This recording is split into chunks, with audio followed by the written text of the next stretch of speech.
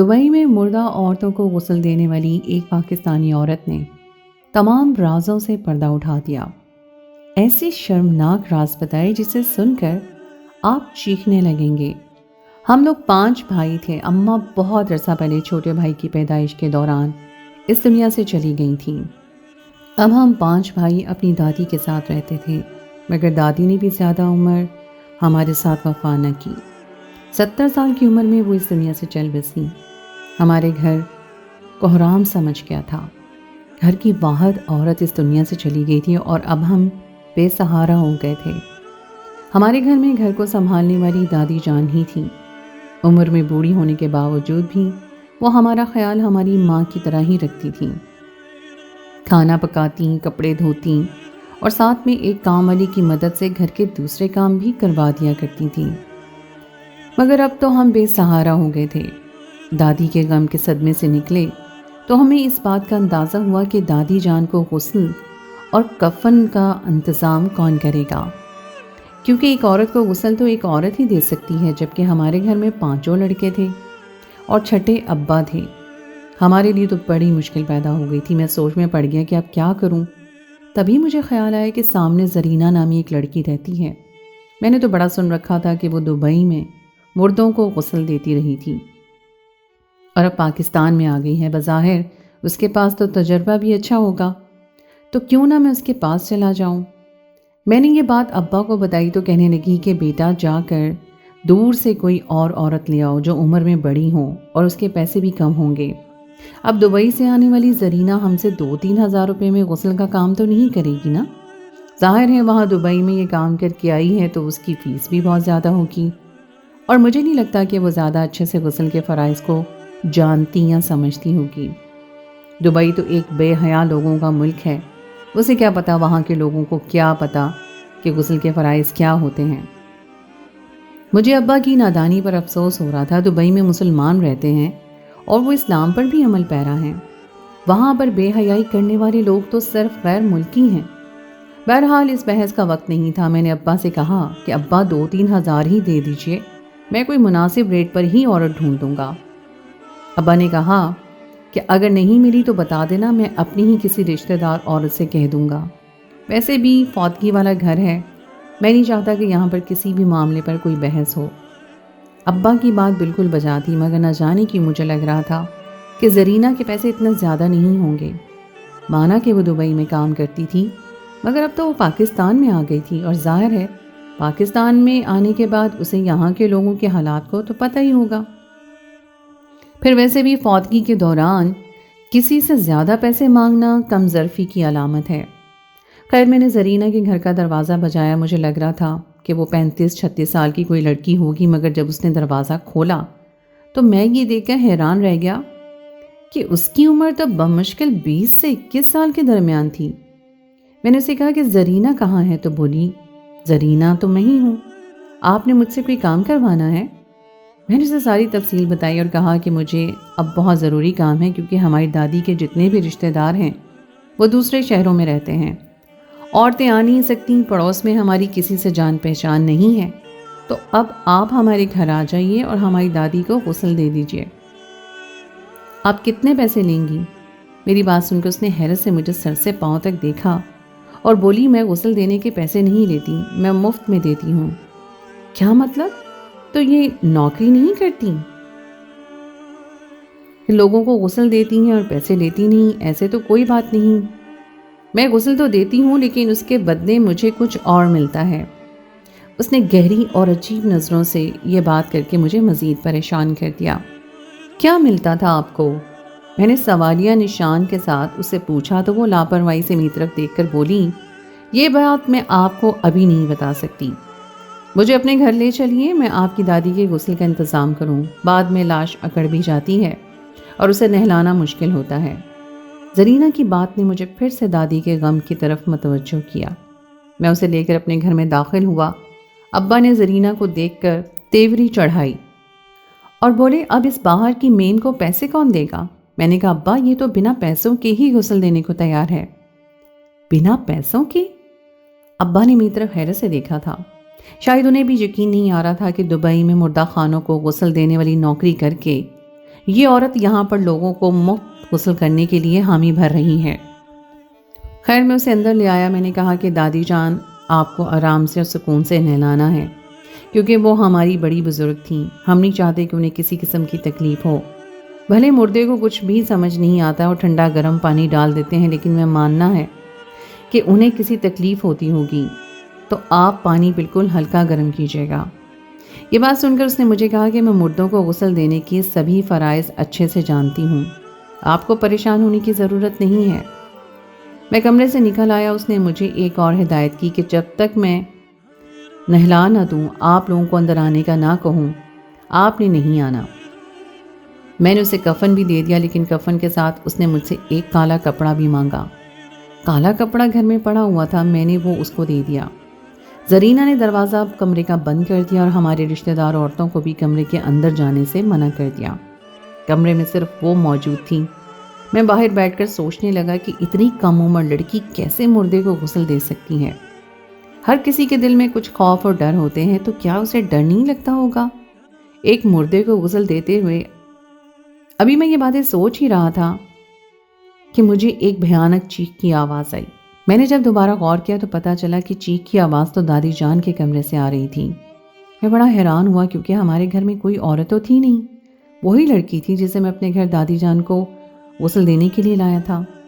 مگر اس کی چیخ کی آواز بڑی عجیب سی تھی۔ وہ ایسے چیخ رہی تھی جیسے کسی نے اسے پکڑ لیا ہو اور وہ بہت پریشان ہو رہی ہو یا پھر کسی تکلیف میں ہو۔ میں فوراً ہی کمرے سے باہر آیا، رو رو کر میرا اپنا برا حال تھا، مگر میں کسی کو دکھانا نہیں چاہتا تھا، اس لیے میں جا کر کسی کونے خدرے میں چھپ جاتا۔ مگر دادی جان کے کمرے سے مسلسل چیخوں کی آوازیں آ رہی تھیں۔ یہ سن کر مجھے بہت زیادہ حیرت بھی ہو رہی تھی۔ میں دوبارہ دروازہ کھولنے کی کوشش کرنے لگا، مگر یہ دیکھ کر سخت حیرت ہوئی تھی کہ دروازہ تو اندر سے بند تھا۔ یہ تو اپنے پاؤں پر کلہاڑی مارنے والی بات ہوئی۔ اگر اس لڑکی کو کوئی ڈر تھا تو اس نے کمرے کا دروازہ اندر سے بند کیوں کیا؟ مجھے ایک تو اس پر غصہ آنے لگا، کیونکہ اس سے دروازہ بند نہیں کرنا چاہیے تھا۔ میں نے دروازہ بجانا شروع کر دیا، مگر دروازہ کھولنے کے بجائے مسلسل وہ چیخوں پہ چیخیں مار رہی تھی۔ یہ بات میری سمجھ سے باہر تھی کہ وہ ایسا کیوں کر رہی ہے۔ اگر اسے اندر کمرے میں کوئی تکلیف ہے تو وہ دروازہ کھول کر باہر آئے، خواہ وہ تماشا لگا رہی تھی۔ بس اس کی چیخوں کی آواز سننا تھی کہ باقی لوگ بھی اکٹھے ہو گئے۔ سب لوگ مجھے شک کی نظروں سے دیکھنے لگے، کیونکہ اسے تو گھر میں ہی لایا تھا اور غسل دینے کے لیے بھی میں نے ہی اسے کہا تھا۔ مگر اب یہ عجیب بات ہو گئی تھی کہ اس کی چیخوں کی آواز سن کر پورے گھر والے اکٹھے ہو چکے تھے۔ ہمارے گھر میں زیادہ مرد ہی تھے۔ اب میں پریشان تھا کہ کیا کروں۔ بالآخر اس کی چیخنے کی آواز بند ہوئی۔ پھر اس نے کمرے کی کنڈی کھول دی۔ دروازہ کھلتے ہی وہ ہانپتی کانپتی پیلے زرد رنگ کے ساتھ باہر نکلی۔ میں نے دیکھا اس کے چہرے کا رنگ اڑا ہوا تھا۔ یہ دیکھ کر مجھے بہت سخت حیرت ہوئی۔ کیا ہوا ہے؟ آپ اس طرح رو کیوں رہی ہیں؟ سب ٹھیک تو ہے؟ میں نے اسے سوال کیا۔ اس نے خوف زدہ نگاہوں سے میری طرف دیکھا اور وہاں سے بھاگتی ہوئی باہر کی طرف جانے لگی۔ پتہ نہیں کیوں مجھے اس میں دلچسپی سی ہو رہی تھی۔ دادی جان کو غم تو تھا ہی، مگر ظاہر اس لڑکی کی چیخیں مارنے پہ مجھے سخت تجسس ہو رہا تھا۔ میں نے سوچا کہ میں اس کا پیچھا کروں، مگر پھر اپنے گھر میں موجود بزرگوں کا لحاظ کرتے ہوئے میں خاموش ہو گیا۔ میں نے دیکھا کہ وہ اس قدر ہڑبڑاتی ہوئی بھاگی۔ حیرت تو مجھے اس وقت ہوئی تھی جب میں دادی جان کے کمرے میں گیا۔ مجھے لگا تھا کہ اس نے لاش کو کفن بھی نہیں پہنایا ہوگا۔ اس نے کہا بھی ایسا ہی تھا کہ میں جا رہی ہوں، مجھے نہیں پتا، اب یہ کام خود کر لیں۔ اس کے آخری الفاظ تو یہی تھے۔ اس کے چہرے کا رنگ بھی زرد پڑا ہوا تھا اور اس کی آنکھوں میں سخت حیرت تھی، جبکہ میں نے دیکھا دادی جان کے کمرے میں کسی بھی قسم کے ایسے نشانات یا پھر اثرات نہیں تھے جس سے لگتا ہو کہ وہ لڑکی یہاں سے ڈر کے بھاگی ہے۔ دادی کا جسم تو دادی کی لاش کفن میں لپٹی ہوئی تھی اور کفن پوری طرح تیار تھا، جبکہ دادی جان کے چہرے پہ کوئی نشان نہیں تھا، نہ ہی کوئی ایسی چیز تھی جس سے میں یہ سوچتا کہ وہ لڑکی ڈر کے بھاگی ہے۔ دادی کے چہرے پر ایک نور سا تھا، وہ بہت پرسکون محسوس ہو رہی تھی۔ میں نے دادی جان کو ایک نظر دیکھا، کفن پوری طرح خشک تھا اور دادی جان کی لاش بھی بڑے ہی طریقے اور سلیقے سے رکھی گئی تھی، جبکہ دادی جان کافی وزنی تھیں۔ ان کو ایک جگہ سے اٹھا کر دوسری جگہ رکھنا بڑی مشکل بات تھی۔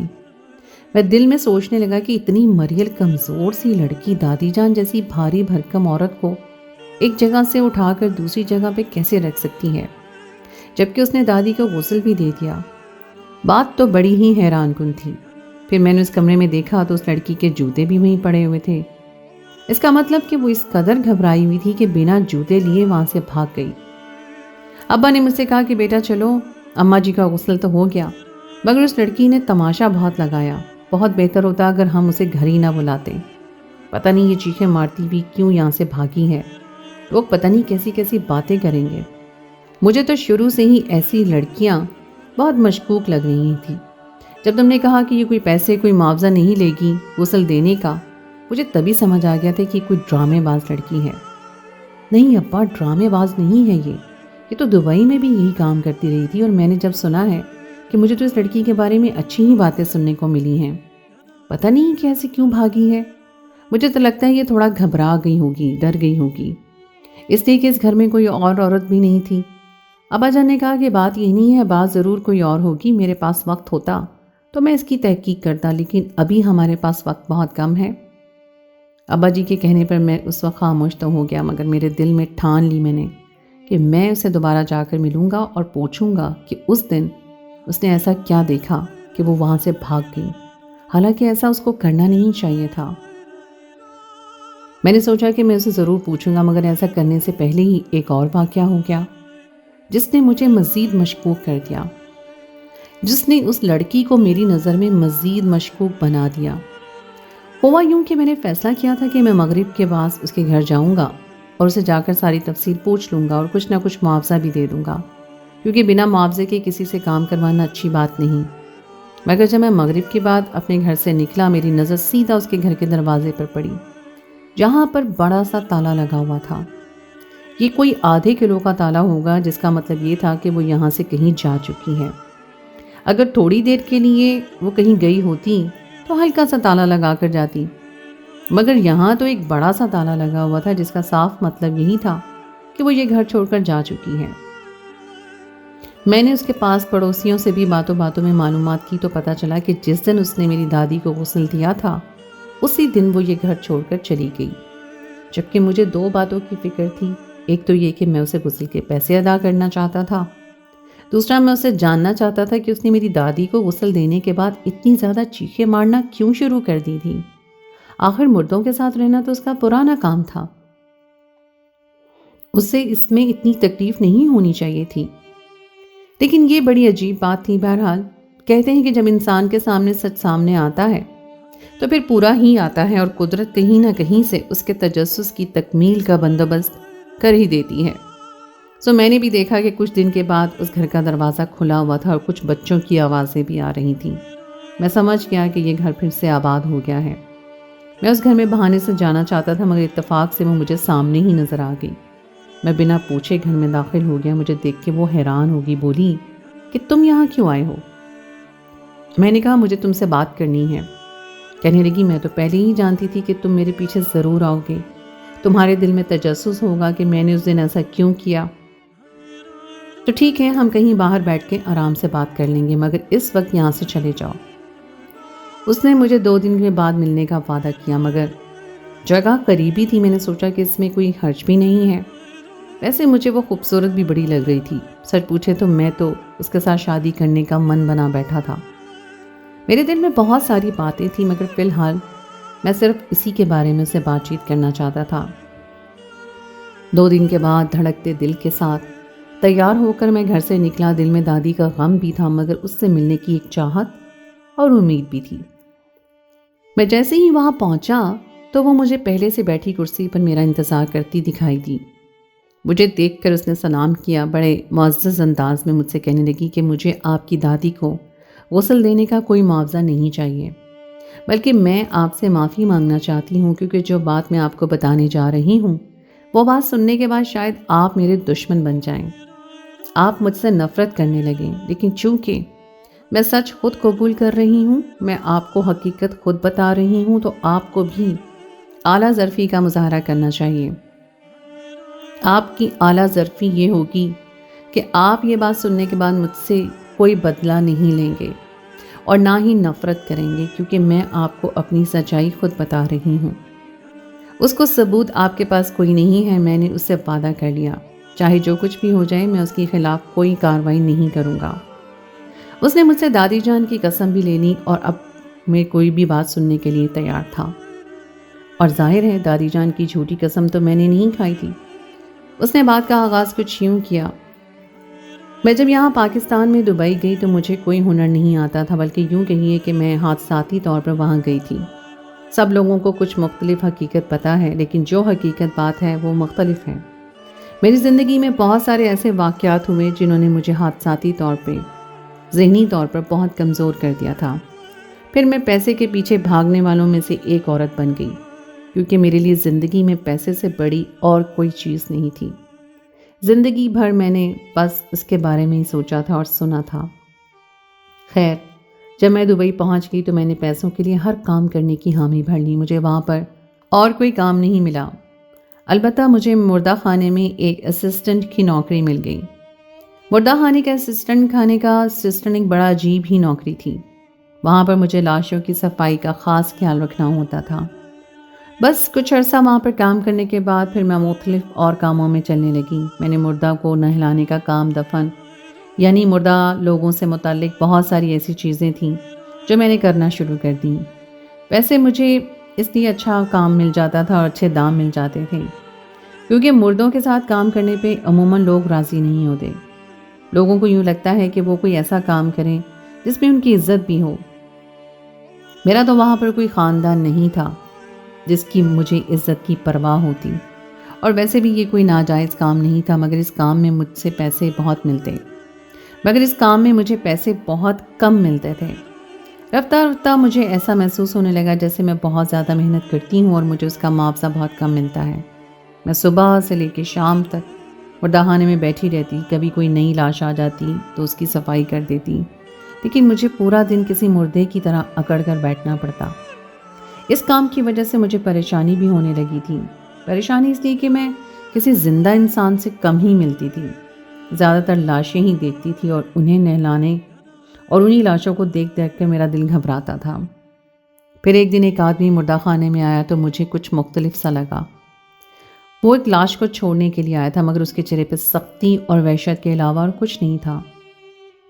حالانکہ یہاں جتنے بھی لوگ آتے تھے ان کے چہرے پہ ہمدردی بھی ہوتی تھی، مگر یہ آدمی مجھے مختلف لگا۔ بہرحال اس نے مجھے کہا کہ یہ مجھ سے رابطہ کرے اور مجھے کوئی ضروری معلومات دے گا۔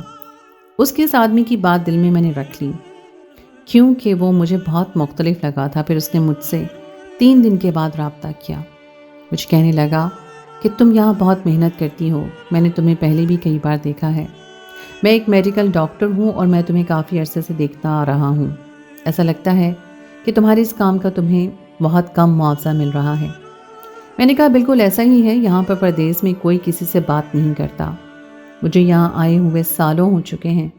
آج جب اس شخص نے مجھ سے بات کی تو مجھے بڑا ہی اچھا لگا۔ میں نے دل میں سوچا کاش یہ مجھے کوئی نوکری دے دے، کوئی کام دے دے، تاکہ میں اس کے ساتھ کام کروں اور میرے لیے بہت سارے پیسے کمانا آسان ہو جائے۔ پھر اس نے مجھے کہا کہ وہ میرے لیے ایک ایسی نوکری لے کر آیا ہے جسے میں اگر کرنا شروع کر دوں تو میں زندگی بھر کے لیے پیسے کما سکتی ہوں اور بہت زیادہ پیسہ کما سکتی ہوں۔ اس آدمی نے مجھ سے کہا کہ مجھے کچھ بھی نہیں کرنا، مجھے مردہ خانے میں ہی رہنا ہے، بس مجھے اس کے بتائے ہوئے طریقوں پر عمل کرنا ہے۔ میں سمجھتی تھی کوئی آسان کام ہوگا، لیکن زیادہ پیسے کمانے کے لیے آپ کو بہت بھیانک کام بھی کرنا پڑتے ہیں۔ میں نے جب بات کی تو مجھے اس آدمی نے بتایا کہ تمہیں مردہ خانے میں جو کام کرنا ہوگا وہ پہلے والے کام سے مختلف اور مشکل ہے، اس لیے گھبرانے کی ضرورت نہیں ہے، مگر تمہیں 1 مہینے کا تقریباً 50 لاکھ روپے تنخواہ ملے گی۔ 50 لاکھ روپے کا سنتے ہی میری تو آنکھیں پھٹی کی پھٹی رہ گئیں۔ میں نے آج سے پہلے 50 لاکھ روپے کا نام بھی نہیں سنا تھا۔ زندگی میں مجھے صرف ایک ہی بار میں 50 لاکھ مل جاتا تو میری زندگی ہمیشہ ہمیشہ کے لیے سنور جاتی۔ میں نے کہا میں کچھ بھی کرنے کو تیار ہوں اگر تم مجھے اس سے آدھے پیسے بھی بینک میں دے دو۔ اس نے کہا کہ یہ بات کوئی مسئلہ ہی نہیں ہے، بس تم ایک بار مجھے کام دکھا دو، میں تمہاری ساری مشکلات آسان کر دوں گا۔ پھر جو کام اس نے مجھے بتایا وہ بہت ہی ناجائز کام تھا۔ اگرچہ مجھے اس کام میں کسی کو نقصان نہیں لگا، مگر پھر بھی یہ لاش کی بے حرمتی کرنے کے مترادف تھا۔ یہ شخص لوگوں کے اعضاء نکال کر بیچتا تھا۔ مردے کے مرنے کے تقریباً 1-2 گھنٹے تک انسانی جسم کے اعضاء گرم اور تقریباً کام کرنے کے قابل رہتے ہیں۔ یہ آدمی جو کہ ایک میڈیکل ڈاکٹر تھا، شاید بلیک مارکیٹ میں انسانی اعضاء کو اسمگل کر کے بیچتا تھا۔ اس نے مجھے بھی اس کام پر لگا دیا۔ میں نے اس طریقے سے بہت سارے پیسے کمائے۔ مجھے سمجھ نہیں آتا تھا کہ میں صحیح کر رہی ہوں یا غلط، لیکن کہتے ہیں کہ انسان کو جس کام کی لت پڑ جائے وہ زندگی بھر ساتھ رہتی ہے، اور میرے ساتھ بھی ایسا ہی ہوا تھا۔ اس کام کا نشہ جیسے میری رگوں میں لہو بن کر دوڑنے لگا تھا۔ مجھے پیسے کی لت لگ چکی تھی، اور اب میں اس آدمی کی یہی امید کرتی ہوں کہ یہ مجھے لاکھوں کے حساب سے پیسہ دیتا جائے۔ مگر جب مجھے پولیس کے پکڑنے کا خدشہ ہوا تو میں پاکستان بھاگ آئی۔ کہتے ہیں کہ انسان اپنی عادت کبھی نہیں چھوڑتا۔ میں نے تمہاری دادی کا غسل کرتے وقت یہی سوچا تھا کہ میں تم لوگوں سے پیسے نہیں لوں گی، مگر وہی کام کروں گی جو مجھے ڈاکٹر نے سکھا دیا تھا، اور جس کے عوض مجھے لاکھوں روپے یہاں بھی مل سکتے تھے۔ میں نے 1-2 بار پاکستان آ کر بھی یہ کام کیا۔ میں اسے ثواب کا کام بھی سمجھتی تھی، اور یہ سوچ کر کرتی تھی کہ یہ انسانی اعضاء کسی دوسرے مریض کے کام آ جائیں گے۔ لیکن آج مجھے احساس ہوا کہ ایک نیک عورت کی لاش کو ہاتھ لگانے کا کیا انجام ہو سکتا ہے۔ میں نے تو سوچا بھی نہیں تھا کہ لوگ اتنے نیک بھی ہوتے ہیں۔ میں نے یہ بھی نہیں سوچا تھا کہ ایک نیک شخص کی روح میں اور اس کے جسم میں کتنا فرق ہوتا ہے۔ میں نے تو تمہاری دادی کو مردہ سمجھا، مگر جیسے ہی میں نے انہیں ہاتھ لگانے کی کوشش کی، ایک سرد ڈھانچے نے میرے ہاتھ کو پکڑ لیا، اور اس وقت میں سمجھ گئی کہ اس عورت کے ساتھ اللہ کی مدد ہے۔ بس میں یہ کام آخری بار میں نے کیا، اور زندگی میں کبھی اس کام کے پاس میں پھٹکوں گی بھی نہیں۔ میں زندگی بھر اس کام کے پاس کبھی دوبارہ نہیں پڑوں گی۔ اس نے یہ بات کہہ کر اپنی جان تو چھڑا لی تھی، مگر وہ لمحوں میں میرے دل سے اتر گئی تھی، کیونکہ ایک جرائم پیشہ شخص کو معاف تو کیا جا سکتا ہے، مگر اسے کوئی رشتہ داری نہیں جوڑی جا سکتی۔ اللہ نے مجھے بچا لیا کہ اس نے اپنی سچائی میرے سامنے قبول کر لی، ورنہ میں تو اسے اپنے دل کی ملکہ بنا بیٹھا تھا۔ خدا سب کو ایسی دلدل سے دور رکھے۔ بے شک پیسے کا لالچ بہت بری چیز ہے۔